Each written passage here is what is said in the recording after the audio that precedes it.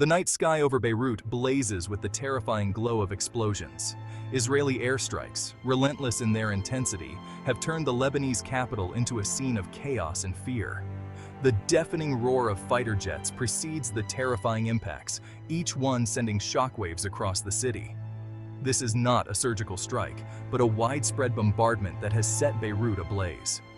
Buildings, once symbols of a vibrant city, are reduced to rubble. The streets, usually teeming with life, are now deserted, littered with debris and shrouded in smoke. The acrid smell of explosives hangs heavy in the air, a constant reminder of the ongoing assault. The city, once a beacon of hope in the region, is now gripped by terror. The targets, according to Israeli officials, are Hezbollah strongholds. However, the reality on the ground paints a different picture. Civilian neighborhoods are caught in the crossfire. Homes, the precision touted by the Israeli military seems to have vanished in the heat of the conflict, replaced by indiscriminate destruction. The human cost of this conflict is immeasurable. Each explosion, each burst of gunfire, represents lives lost or forever altered. Families huddled together in fear, seeking refuge in basements and stairwells, are torn apart. The cries of children, echoing through the shattered streets, are a haunting testament to the brutality of war. Hospitals, overwhelmed by the influx of casualties, struggle to cope. Doctors and nurses, working tirelessly amidst the carnage, are forced to make impossible choices. With limited medical supplies and dwindling resources, they fight a losing battle against death and despair. The wounded, many with horrific injuries, lie on makeshift stretchers, their faces etched with pain and terror. The streets of Beirut, once bustling with life, are now filled with the walking wounded. Those who can flee, carrying their meager belongings and the weight of their trauma, seek refuge in makeshift shelters. The elderly and the infirm, unable to escape the onslaught, are left to face the bombs alone. The city, once a symbol of resilience, is now a testament to human suffering. The relentless bombardment has brought Beirut's healthcare system to its knees. Hospitals, already struggling with limited resources, are now overflowing with casualties. The wounded arrive in droves, their bodies torn apart by shrapnel and debris. Doctors and nurses, working around the clock, are overwhelmed by the sheer scale of the crisis. Operating rooms, once sterile and controlled environments, are now chaotic battlegrounds against death. The air is thick with the smell of blood and antiseptic. Medical supplies, already in short supply, are rapidly dwindling. The lack of basic necessities, from bandages to antibiotics, makes even the simplest procedures a challenge. The situation is further compounded by the targeting of medical facilities. Ambulances, attempting to navigate the bomb-ravaged streets, are caught in the crossfire.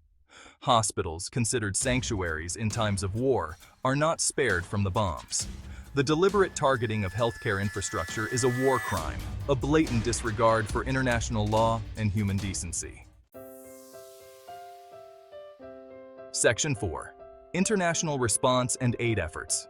The international community, watching in horror as Beirut burns, has responded with condemnations and calls for restraint.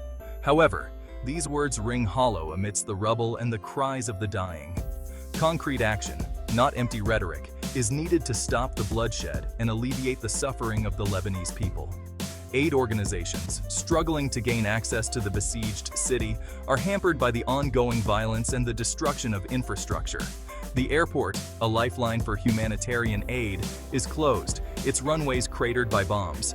The port, once a bustling hub for trade, is now a mangled wreck, further isolating the city from much-needed assistance.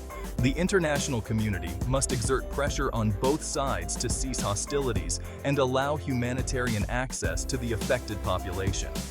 The people of Beirut, caught in the crossfire, cannot wait for geopolitical maneuvering and diplomatic posturing. They need immediate assistance: food, water, medicine, and shelter.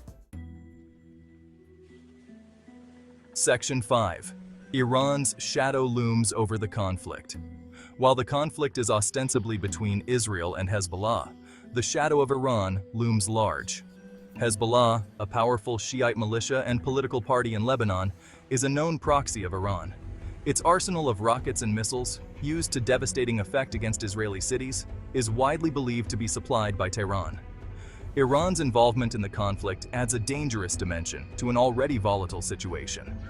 The Islamic Republic, locked in a bitter rivalry with Israel and the West, sees Hezbollah as a crucial lever in its regional strategy.